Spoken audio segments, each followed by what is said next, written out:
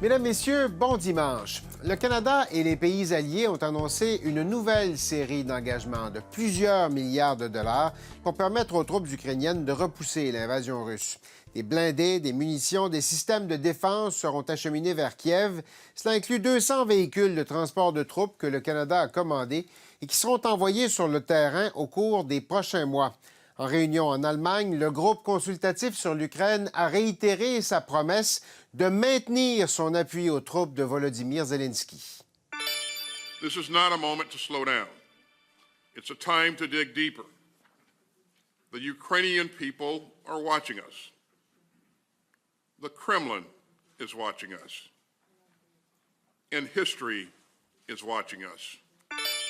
Anita Anand, bonjour, merci d'être avec nous. Bonjour Daniel, c'est un plaisir. Madame Anand, vous étiez avec vos collègues des pays alliés à Ramstein vendredi pour discuter de ce qui pouvait être fait pour l'Ukraine, pour aider l'Ukraine. Qu'est-ce qui ressort de cette rencontre? Chaque fois à Ramstein, nous avons discuté les capacités de chaque pays. Et nous avons discuté les choses que nous pouvons faire pour fournir l'Ukraine avec l'aide militaire importante.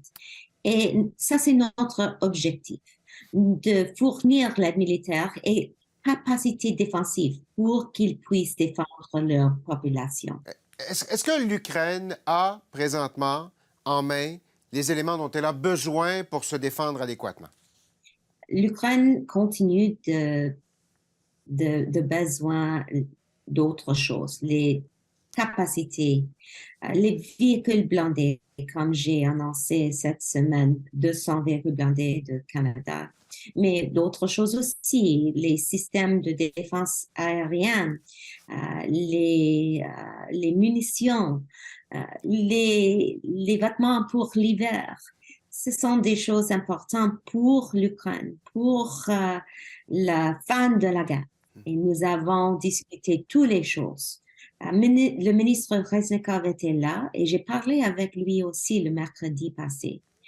Et il m'a dit que l'Ukraine a besoin de beaucoup de choses, beaucoup de capacités. Ce sont des responsabilités de les alliés, des partenaires. Plus de 50 pays étaient là. Donc, c'était une bonne rencontre pour tout le monde, Oui. Surtout pour l'Ukraine. La capacité de contribution du Canada. Vous avez annoncé l'envoi de véhicules blindés. Vous avez acheté des Américains un système de missiles.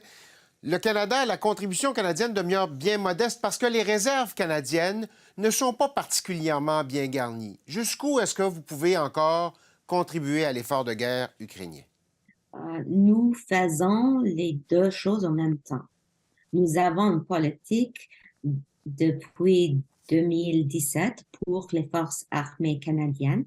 Aussi, en même temps, nous devons faire notre part pour protéger la démocratie avec nos alliés, avec nos partenaires.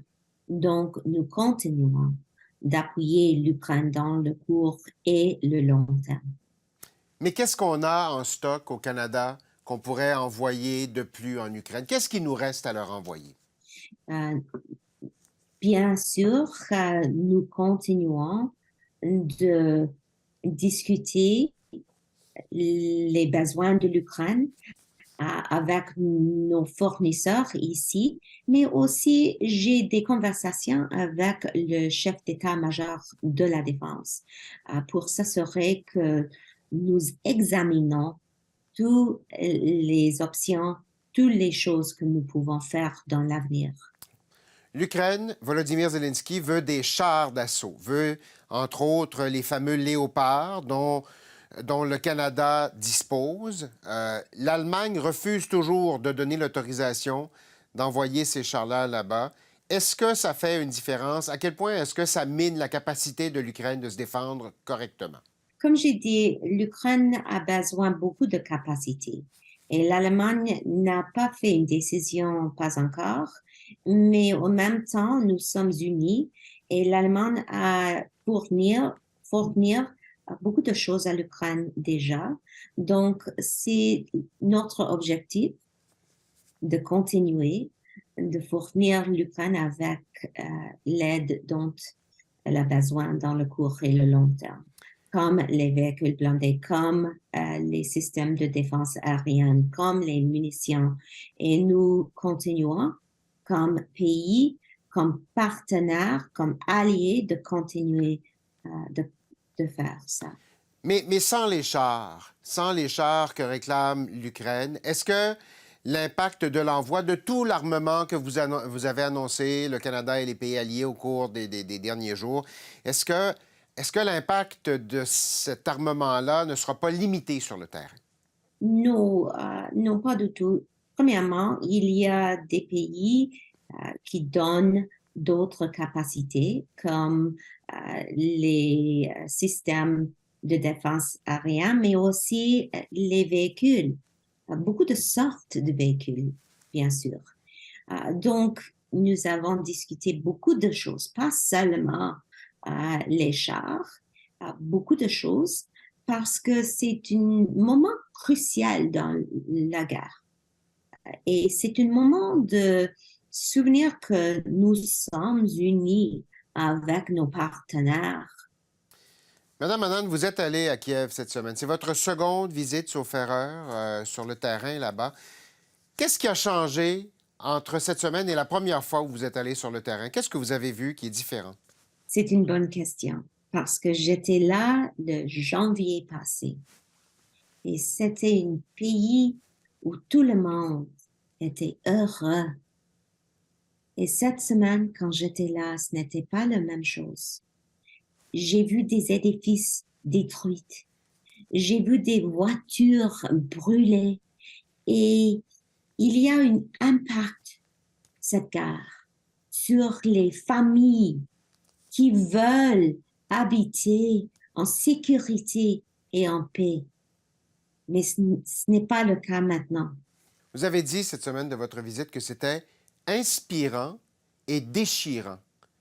Qu'est-ce qui est inspirant? Qu'est-ce qui était déchirant? Clairement, ce que vous avez vu sur le terrain, le visage des gens, les voitures brûlées, déchirant. Qu'est-ce qui est inspirant?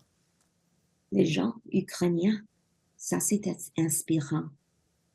Le courage, leur bravoure et aussi leur résilience. Avez-vous l'impression que cette guerre, l'Ukraine peut encore la gagner? Oui, oui, bien sûr, c'est possible. Et nous allons continuer de fournir l'aide militaire, d'offrir notre aide à l'Ukraine. Parce que ça, ce n'est pas seulement la guerre pour l'Ukraine et la souveraineté de l'Ukraine, c'est aussi une guerre pour la démocratie dans le monde entier et aussi pour l'ordre international fondé sur les règles. Donc, c'est une guerre pour tout le monde. Ce n'est pas seulement pour les Ukrainiens. On est sur le point de souligner le premier anniversaire de l'invasion russe. Combien de temps les Ukrainiens peuvent-ils encore tenir? On ne sait pas ça à ce moment, mais on doit continuer d'être là pour l'Ukraine avec les capacités défensives pour eux. Parce que ça, c'est un moment, comme j'ai dit, important pour les Ukrainiens et pour la démocratie. Anita Anand, ministre de la Défense nationale, merci d'avoir été des nôtres. Merci beaucoup, Daniel. Au revoir.